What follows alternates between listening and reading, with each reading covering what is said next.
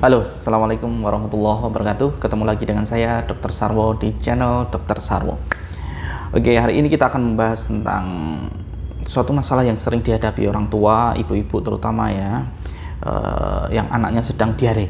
Ini kasus aku buka lagi, maksudnya aku ulas kembali, karena kemarin itu ada kasus ya di Twitter itu ya. Jadi seorang ibu anaknya diare, kemudian ternyata ya tidak memahami bagaimana pertolongan pertama diare, kemudian terlambat dan kasihan anaknya. Nah, ini kita akan bahas tentang bagaimana pertolongan pertama pada anak diare, ya, diare pada anak. Oke, langsung wae rasa suen-suen. Bagaimana? Yang pertama itu anak diare itu ada perubahan konsistensi dan perubahan frekuensi dalam buang air besarnya. Itu aja tuh catat. Jadi lebih dari lebih dari 3 kali konsistensinya, dari lembek jadi cair, dari padat jadi lembek ke cair kan gitu.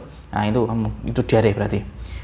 Poinnya yang paling penting itu 2 ya. Ini pertolongan pertama untuk di rumah ya, bukan sebagai tenaga kesehatan atau sebagai dokter ya. Ini adalah panduan untuk kamu di rumah, settingannya di rumah. Apa yang pertama dan utama yaitu rehidrasi ya. Rehidrasi apa? Ganti cairan. Cairan keluar harus ganti cairan masuk. Mencret harus ganti minum yang cukup ya. Cairan cukup, dikit-dikit tapi sering ya. Minumkan anak dikit-dikit tapi sering. Air putih apa teh dok? Air putih ya, air putih. Kalau ada oralit, cari oralit di apotek ya. Simpan di rumah untuk kondisi darurat ya. Beli di apotek gitu yang 4 biji gitu ya, paling enggak kamu simpan di rumah untuk jaga-jaga. Kalau kamu punya balita harus punya oralit, harus punya termometer gitu ya untuk ngecek suhu kan gitu. Oralit ya. Kemudian bagaimana minum oralitnya? Oralit campurkan 1 gelas, minumkan dikit-dikit sesuai dengan kemauan anak ya. Yang penting harus minum itu. Kalau nggak ada oralit gimana dok? Ya udah kamu cari di rumah segelas air, 1 sendok teh gula, sedikit garam ya. Aduk, minumkan dikit-dikit tapi sering gitu. Setiap buang air besar diminumkan lebih banyak kan gitu. Itu yang pertama, yaitu cairan. Karena cairan ini sangat penting sekali banget. Kedua, nutrisi tetap dimasukkan. Makan dikit-dikit tapi sering, makan yang berkuah, sop, soto, tapi jangan pedes, kecut, kopi, ketan, santan jangan ya. Pokoknya makanan-makanan semua dimakan ya, yang terutama yang berkuah-kuah itu ya, yang seger-seger gitu. Kemudian kalau bayi gimana dong? Kalau bayi masih asinya genjot terus gitu ya, jangan lengah gitu ya.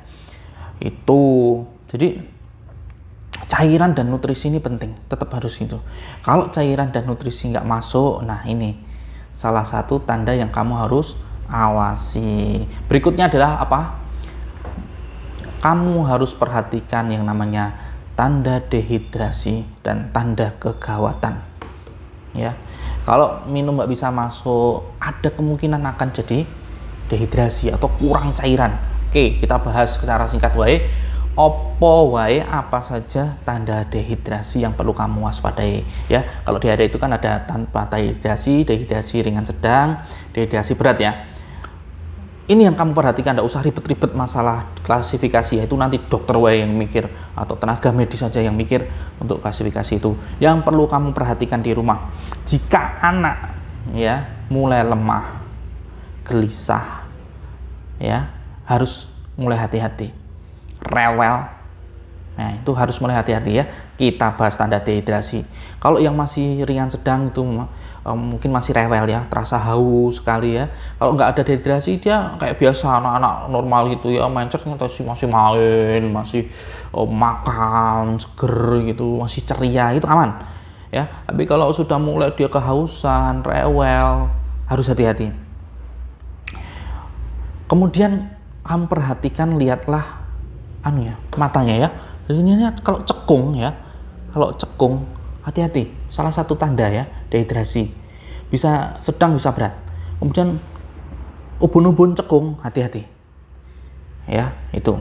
Kemudian kamu tarik gini ya, namanya turgor kulit ya, elastisitas kulitnya gini, kamu cubit gini terus baliknya lambat, harus hati-hati. Kalau kayak gini kan baliknya cepet ya, tapi kalau anak dehidrasi ya lambat, cut gitu, ada kerutan gitu, isut ya. Lihat air matanya juga bagaimana, nangis tapi kok ngerak keluar air mata nih, hati-hati. Kemudian apalagi dok, PPC awasi, buang air kecilnya awasi, jumlahnya bagaimana. Kalau 12 jam dia nggak pipis harus hati-hati ya, segera bawa ke rumah sakit. Tanda-tanda itu kamu harus awasi, itu tanda dehidrasi yang kamu perlu awasi. Tanda gawat darurat berikutnya atau tanda kegawatan yang kamu tuh harus ke dokter kalau anak diare dengan gejala berikut ini atau tanda berikut ini. Kayak apa? Misalnya diare dengan darah atau semburat darah, kamu harus ke dokter saja ya kalau itu ya, jangan dipaksakan di rumah ya. Kemudian diarenya sangat banyak sekali, misalnya frekuensinya semakin banyak, dari 6 kali dikit-dikit diare, setengah jam sekali diare, itu lemes banget ya anak-anak ya. Oh, bawa ke dokter langsung, rasa suen-suen, rasa tunda-tunda gitu ya. Kemudian nyeri perut yang berlebihan, itu kamu harus segera ke dokter segera. Gitu tanda kegawatan yang harus kamu awasi. Kemudian jika ada panas ya, ada demam ya, ada diare, ada demam, kamu ke dokter aja, nggak usah diobati sendiri ya. Kalau misalnya ada waktu ke dokter ya ke dokter segera gitu. Kalau misalnya di rumah ada penurun panas ya enggak apa-apa, penurun panas dulu diminumkan. Begitu saja yang bisa saya sampaikan, karena ini sangat penting sekali. Kemarin ada kasus gitu di Twitter yang bikin kita sedih juga ya. Kemudian harus yang perhatikan adalah kalau anak-anak ya, jangan buru-buru diberi obat anti diare dan antibiotik. Perhatikan ini ya, ini penting. Jadi anak-anak jangan anggap anak-anak itu kayak orang dewasa. Kemarin bapaknya dikasih obat ini tak minumkan dok. Wish, hati-hati. Ada obat yang nggak boleh buat anak-anak di bawah 5 tahun ya. Harus hati-hati ya.